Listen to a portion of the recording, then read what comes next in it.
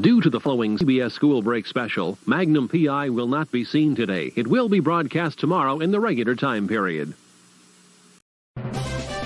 Word Balloon is brought to you by the League of Word Balloon Listeners.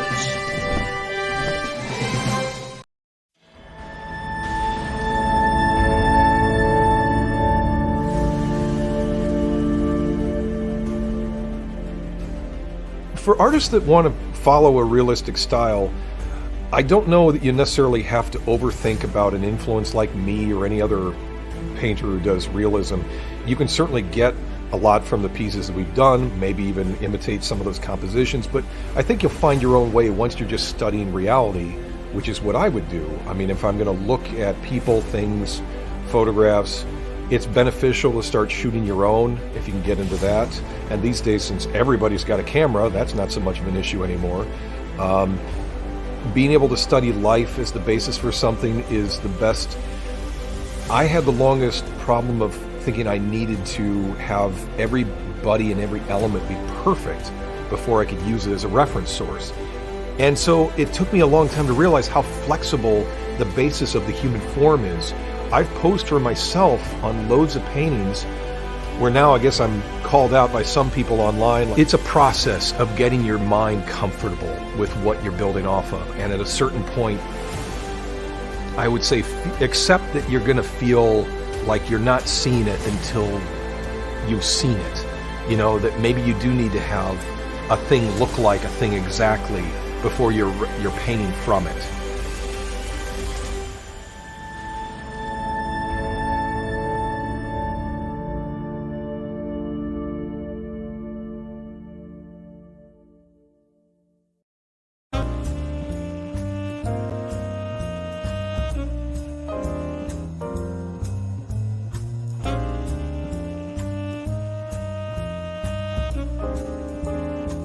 Our report details how advertising through television transforms strangers to your product into acquaintances, and acquaintances into friends, and friends into customers. You could almost say, as a result, that television puts into every living room a selling machine.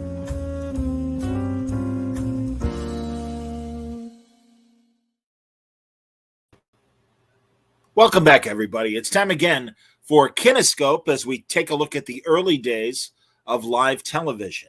John Suntress here, Gabriel Hardman here, and this is an interesting episode. I find it interesting because we're looking at Johnny Carson in his pre-Tonight Show years when he did a lot of TV, a lot of live TV and a lot of film TV, but this is a U.S. Steel Hour, one of two of his only acting roles that he ever did. He made a film with Connie Francis, but that was I mean, I think he's just in a basically a cameo in the Connie Francis movie. I mean, this, and he acted in a couple other little things later that we can talk about. But this is pre-Tonight Show Carson, where it's not a stunt. It's not like him playing himself, which is basically every other iteration of it after he's on the Tonight Show. This is him trying to be an actor, and I don't think that he. I don't think he was actually, I don't think that he was serious about it. I don't think that it was that, his dream was to be an actor. At least I saw an interview with Arthur Hiller, who was he went on to direct features later. What's it called? The one everybody loves, Serpentine. The In-Laws. The In-Laws. And I think I'm right about that. And he said he worked with Carson on a different thing. Like, I can't remember if it was another U.S. Steel Hour or the Playhouse 90 maybe. But he said that Carson didn't pretend to be an actor. Like he came and he did his job and he did the best he could. And he wasn't bad, but he really, he wasn't an actor, I think that shows in this episode, which this U.S. Steel Hour called Queen of the Orange Bowl. But I don't think he does a bad job in it. I just think that the show is bad, but I think that the script is terrible, and I think that it's irritating. Everything about it is a kind of, it's 1960, but it's very much a kind of repressed 50s sort of attitude that's applied to these people who are, ultimately that's where we're going. We're going towards a kind of conformity. Anybody who's a little bit interesting or a little bit different, in the end, conforms and gets together. But John, what before I just endlessly trash this show, what were your feelings about it? Well, I mean, you're right. Although 1960 is the year that this premiered, and as we've discussed off the air, those cusp years, 1970, 1960, and a lot of times it really is still a hangover from the previous decade. Definitely. And I would say that in a weird way, there are some interesting things about Queen of the Orange Bowl. Carson plays an ad man, basically, that does ad copy and stuff, and works in kind of a madman office of advertising. It's very contemporary for the moment. Yes. And of course, Anne Francis, the lovely Anne Francis, is a kind of a Greenwich Village. I wouldn't call her a beatnik, but except utterly lacking in credibility in any conceivable way. She's not there's nothing about her that suggests. I mean, maybe, and I feel like that probably is, in a way, it's deliberate, because what the show is going for is that she's not really some terrible, dirty Greenwich Village painting beatnik. She's a solid, beauty queen who goes off to marry Carson at the end. I mean, my fundamental problem with this is that I hated both of their characters, and I didn't care what happened to them, right? And also I hated it. The crux of the story is that he's been going out with her, but he's so still in the thrall of his upstate family, his family in upstate New York, that it's upstate New York, right? And that he that he is his dad. He'll do anything that his mom, guilts him into doing. So he goes up to spend the weekend up there, and then his bohemian girlfriend follows him up, and he's embarrassed by her at every turn. No,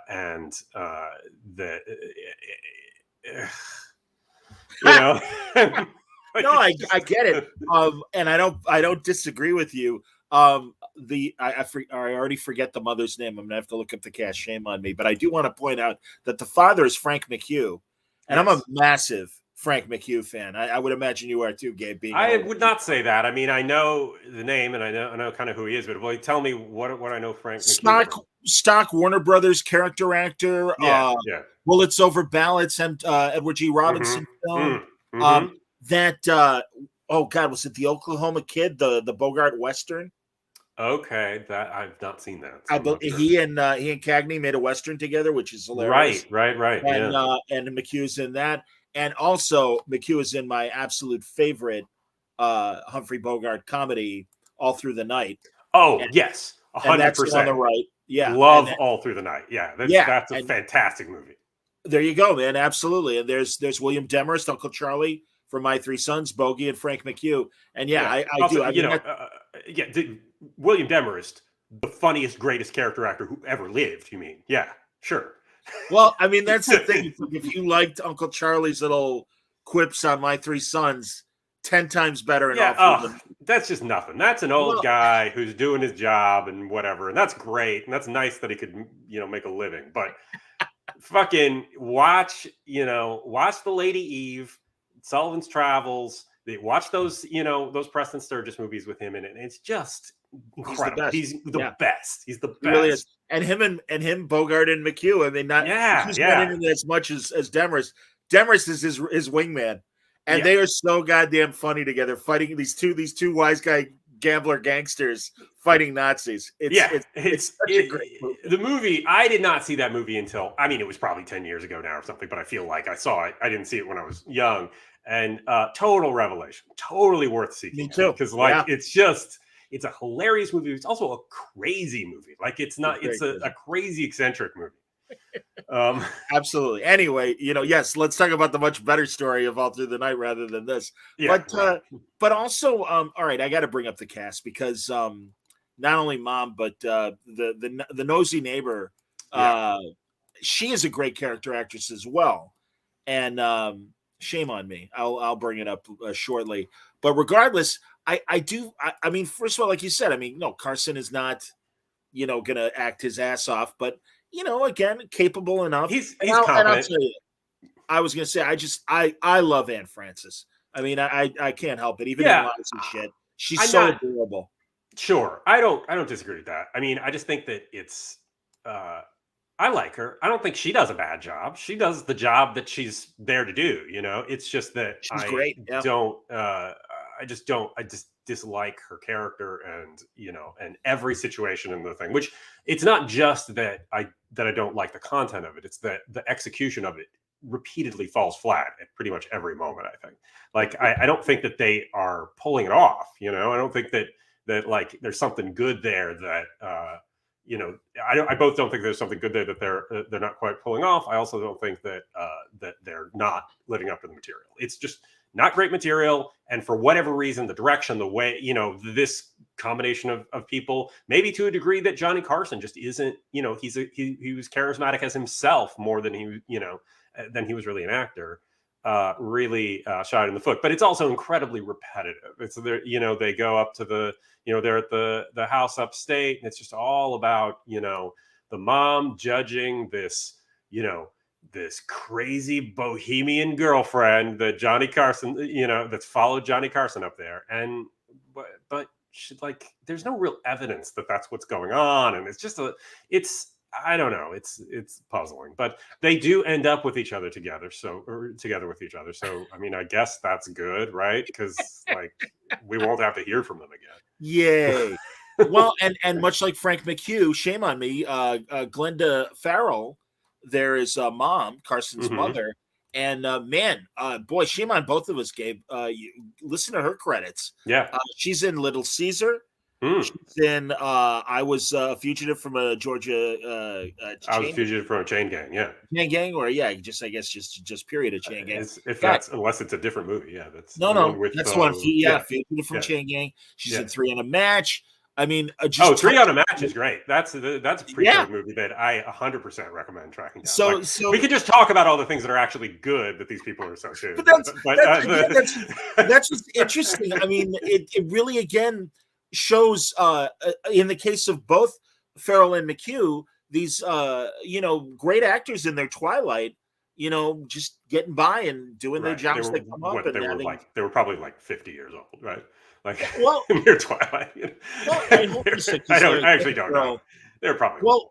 I'll tell you, McHugh only acted until 1968. He actually lived another 20 years. Let me see here. And even Glenda Farrell, her last credits were in 69 and 70. She did a Bewitched, and she did a movie called Tiger by the Tail. Now she's in The Disorderly Orderly with Jerry Lewis. So she did a Bonanza, of course. Kissing Cousins, shame on me. Of course, she's like the Mammy Yoakum in the Elvis movie Kissing Cousins, where that's I have not seen Elvis's hillbilly twin. Sure. Yeah. Come on. Do you know that movie? I'm aware of the movie. I don't remember ever seeing it though. Like I'm sure. No, I know. I mean, I've seen a handful of them. I don't know. They're kind Yvonne Craig is in that as well.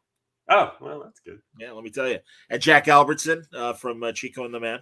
Yep. So anyway, again, we're still talking. I mean, there's really not much to say about this other than the fact that, again, I find the cast interesting. Another woman, the nosy neighbor, that is Elizabeth Wilson. Elizabeth Wilson, man, what a career. She is Ralph Fiennes' mother in Quiz Show. She's Mrs. Van Dorn.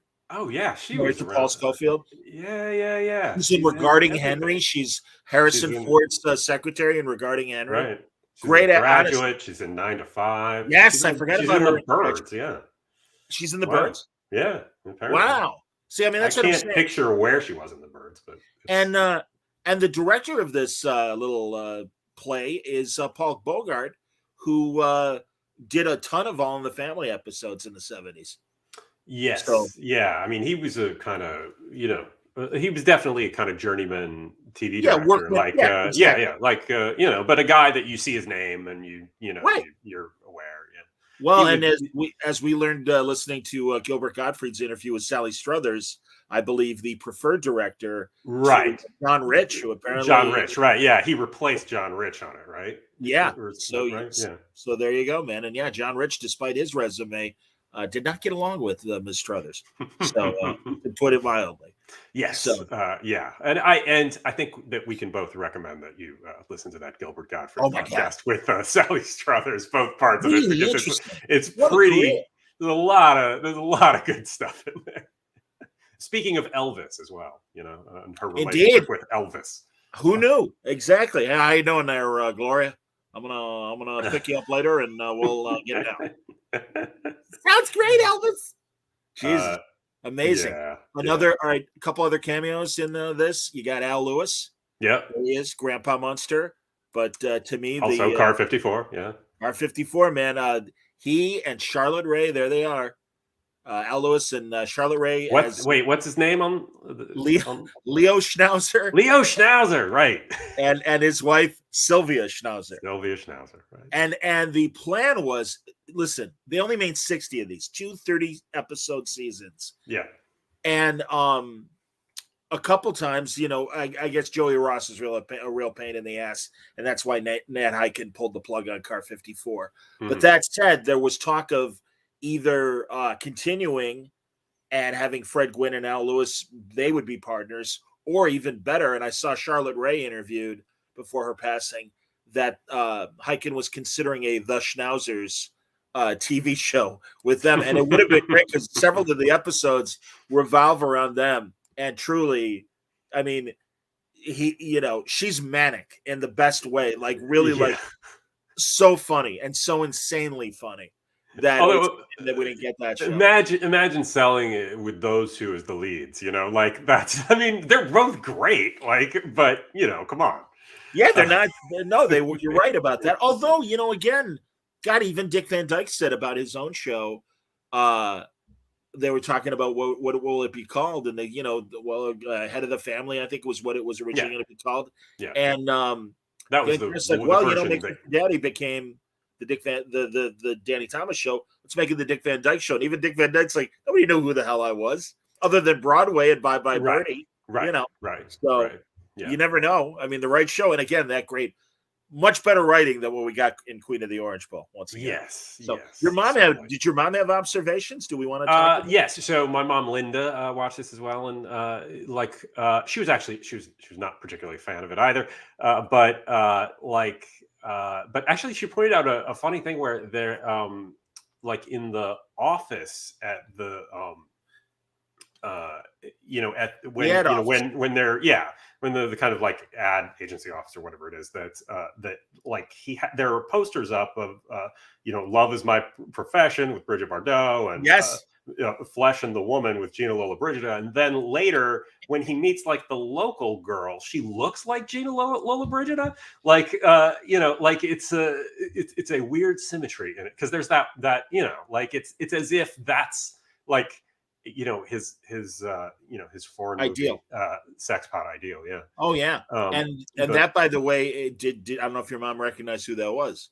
No, I don't think so. No, I didn't either. That is the fine 60s starlet Nancy Kovac, who, here's our Star Trek connection, everybody. Private Little War. With the Mugatu, the white gorilla with the horn. Yep, of course. He was like the everybody knows the Mugatu. Yeah, there you go. She's like the witch doctor wife of the tribe leader that Kirk is friendly with, and she casts her love spell on Kirk, and Kirk starts macking with her. And the guy sees it and everything. Yeah, sure. Yeah, I think. And she's made a ton of Bewitched episodes. Oh, okay. So, okay. Well, good. But yeah, there you go.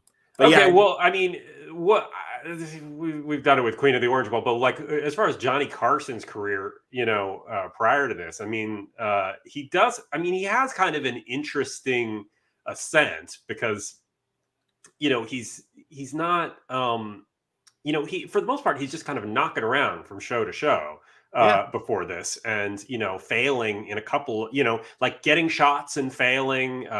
He had this what's it called, Carson Cellar? Was that it? Right. The early I mean, at least I watched an episode of that from '53, and it's like basically like a live sketch show.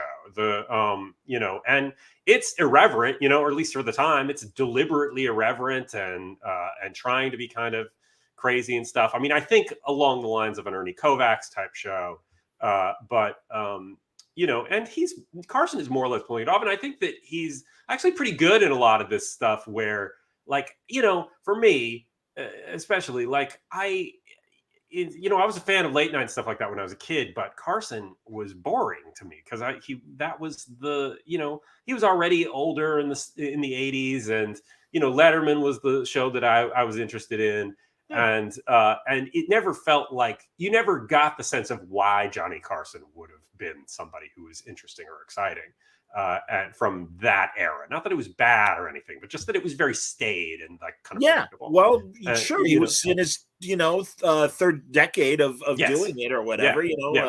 And also what I will say about Carson, and especially in his early years, even prior to the Tonight Show, one thing that's interesting, when he was doing Carson's Cellar and the subsequent Johnny Carson show, he was under a holding contract with CBS at the same time as people like Jack Paar and Dick Van Dyke. Mm-hmm. And they just didn't know what to do with them. Mm-hmm. So they would try them in all these different various shows. And that's why they did kind of knock around and stuff. And the contestants on game shows, I know Dick Van Dyke talks about that. In the case of Carson, he was before he was hosting his own game show, and that's really, I think, where the Carson hosting persona came through. Yes, was who do you trust? And who do you trust? Yeah. And here's a little shot of him with his very interesting contestants there. But also, he was on To Tell the Truth, which was another show where will the real so and so please stand up. Mm-hmm. They'd have three different people that you had to guess which one was the real, not famous person, but person of interest. And there's Ralph Bellamy and Dina Merrill. Mm-hmm. And there's Johnny and Betty White, who we just talked about a couple weeks ago. Absolutely. Brought to you by Dripstan. But Who Do You Trust is a pretty decent show. Like it was a daytime game show. I guess that he was, he had that Johnny Carson show had been a primetime show and in LA, out of LA, I think. And Carson Cellar too. Yeah. And so he was kind of taking an ill-advised step down to do a daytime game show, or at least it seemed like that, but it turned out to be really good for him because that was kind of where people knew of him and where he established this whole kind of persona, I think that the thing that doesn't come through, and actually this is something that my mom was pointing out as well, because she said that she would watch To Tell the Truth in the afternoons because Carson seemed like, it was a more risque show for the time, right? Like they were doing stuff that at least her feeling about it was that like it would be the kind of thing that they weren't really paying that much attention, like censors and stuff weren't paying as much attention to because it was like a daytime show. And, if it were in prime time, they wouldn't have actually, wouldn't so much have been able to get away with it. But it's, there's a lot of, there's a kind of cheeky double entendre type stuff like that he does throughout the Tonight Show stuff. Yeah. Tonight Show era. But like I don't know. You get that sense of why Carson might have been exciting, right? And why, by the younger version of Carson. And I honestly, I do think that's probably why he was cast in this Orange Bowl role as kind of young, kind of trying to be hip bachelor and everything, but fumbling at the same time. But no, I mean, good Lord, I know from my combing used bookstores and stuff, there's like a ton of the same kind of attitude that Playboy magazine was trying to do for young bachelors. Mm-hmm. Carson typified that. Yeah, right. The guy that you figured had the hi-fi stereo, always had great clothes. I mean, my God, he had his own suit line in the 70s and stuff. I mean, I mean, it's true. Watch that American Masters, and it's actually on YouTube documentary, and also I believe on Netflix, King of Late Night or whatever it was called. Yes, yeah, and it really was, especially the front part of it will really explain the Carson mystique and why he was so hip and popular in this prior to the 60s counterculture. This was, like you said, a bad boy kind of comedian that people liked in the way that we liked Letterman in the 80s. Yes, exactly. And I think that he was an odd choice for the Tonight Show too. I mean, Jack Parr had been I think people at the time thought of him as a surprising choice for the Tonight Show because Parr was a very different figure. That's true. He was very much about like the interviews and, sort of connecting with people and stuff. I'm not a big fan of Jack Parr, but, you can kind of see what that was. And he's just not to my taste. He's kind of smarmy and it's not. Oh, no, I understand. Right? I find him fascinating myself. And listen. Well, I didn't say I didn't find him fascinating. I said that he's not to my taste. I do find him kind of fascinating, but not like I'm not entertained about him.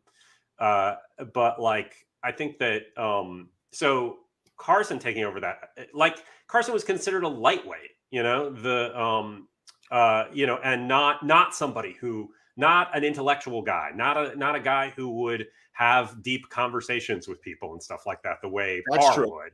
And he wasn't, and it turned out that was what people wanted, but a little more glib, a little bit more, cheeky of a persona. Well, and his show was more of a party too. Yeah, and especially there's a great clip of the Tonight Show from the late '60s, and it's Bob Hope, Dean Martin, George Gobel, and was there one more? I don't remember, but they're all there. I don't know. Was it the entire Republican Party? I understand, but it was kind of loose, especially when Dean came out and George Gobel follows him, and at one point you literally are seeing they all have drinks. And you're seeing Dean flicking his ash in George Gobel's cup without Gobel realizing it. Yeah.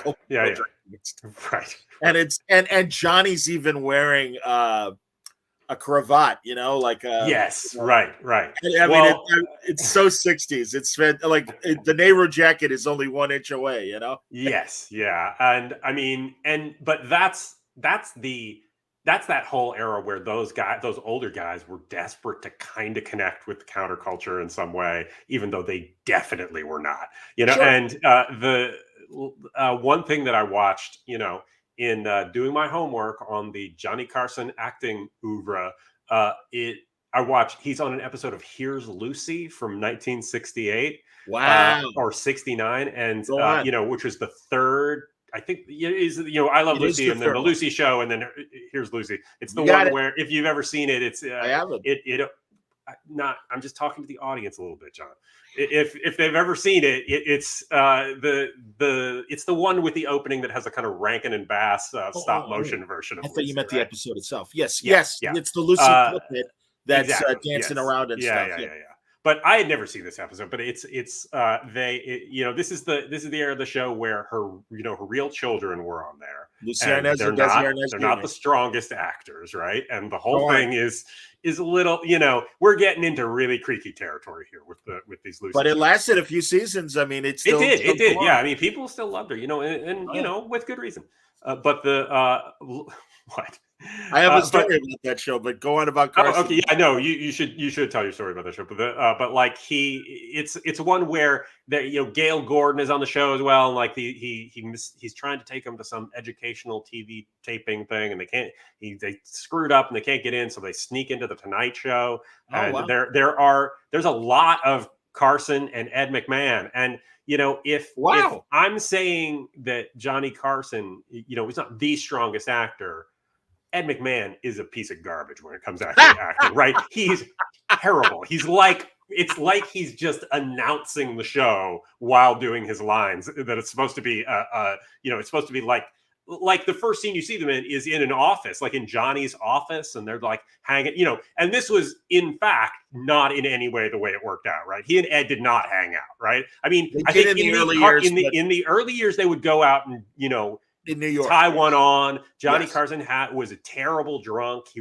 had he was a really problematic drunk who would have a couple of drinks and start like being abusive to people, getting in fights, and he was kind of a monster. The dynamic on the Tonight Show was that that Ed was supposed to have the drinking problem, and but in fact Johnny was the one, and so they hang it around together, and like Ed's delivery is I mean, it's kind of worth it just for that, because he's so incapable of just like being a human being in the moment.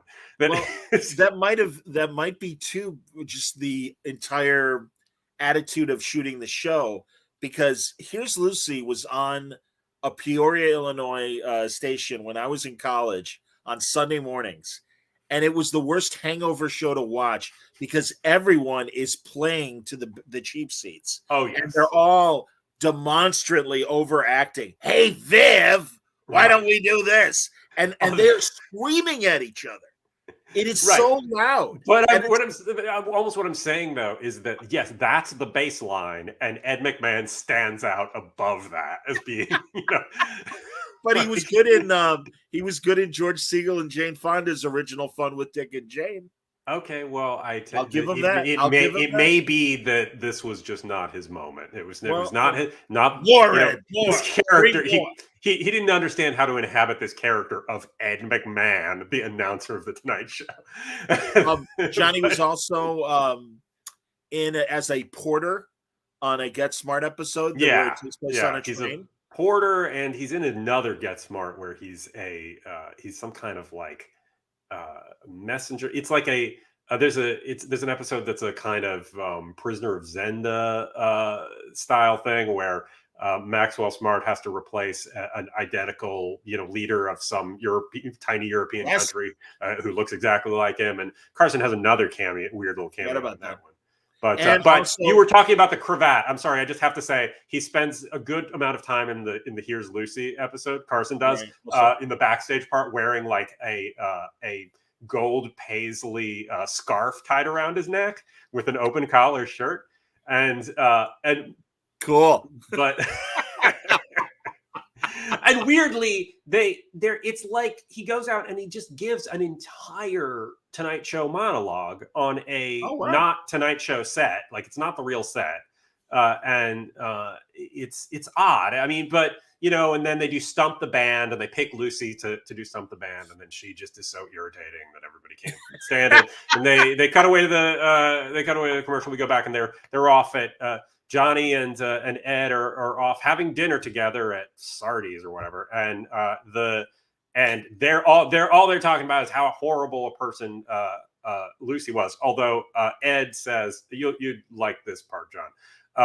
Ed is like, oh, that redhead. She sure looked good, but but her mouth didn't match her looks, or something really repulsive. Right?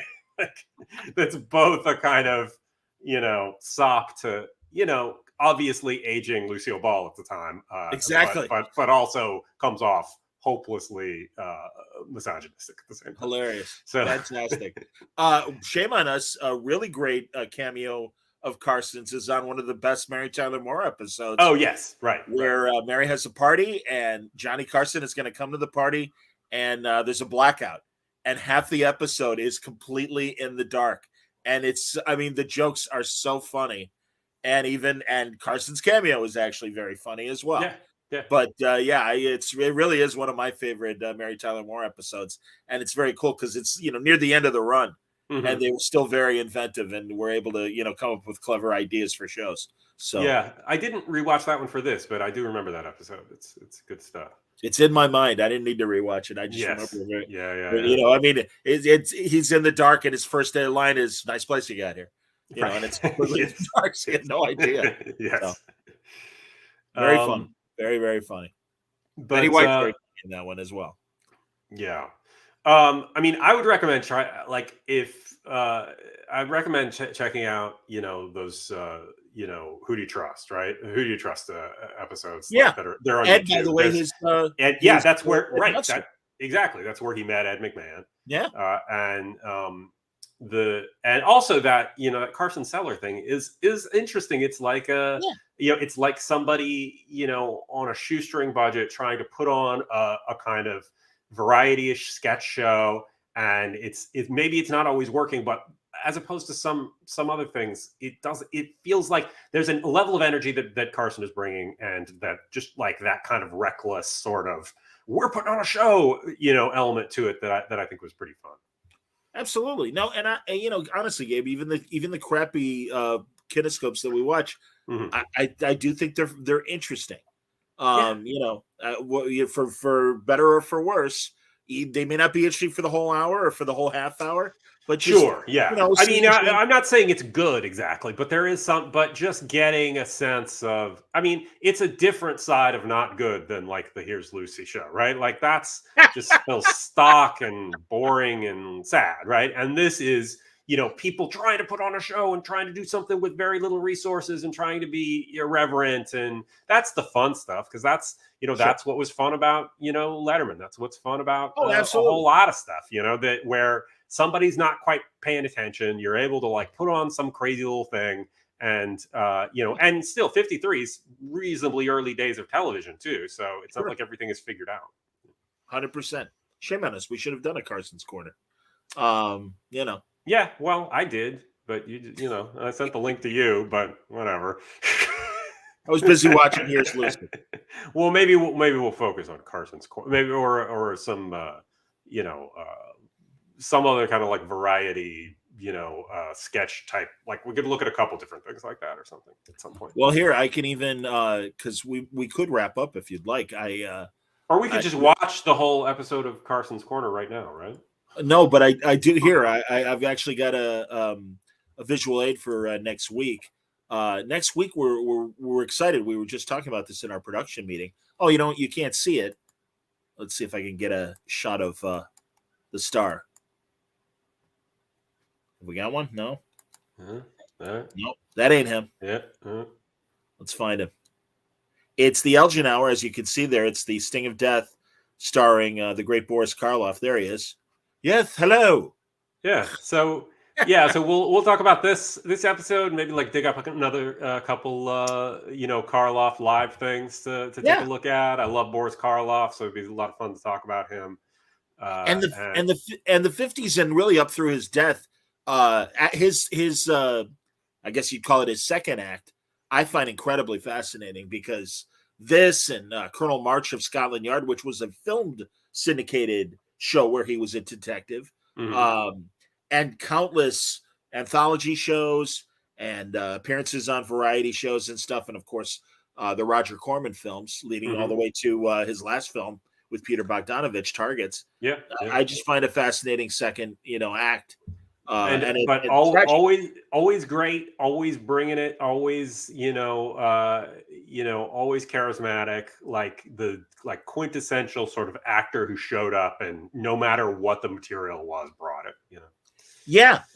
That commitment to whatever reality was thrown at him. All right, this is, if that's what you want me to be, so be it. It's going to be fun. The Elgin Hour. We'll talk about that next week. Cool.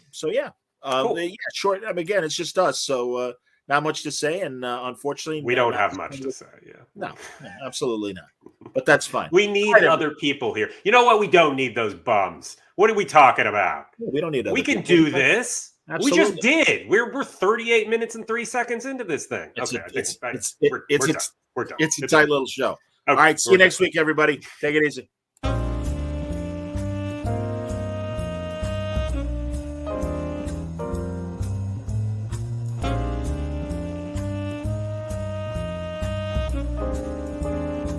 Our report details how advertising through television transforms strangers to your product into acquaintances, and acquaintances into friends, and friends into customers. You could almost say, as a result, that television puts into every living room a selling machine.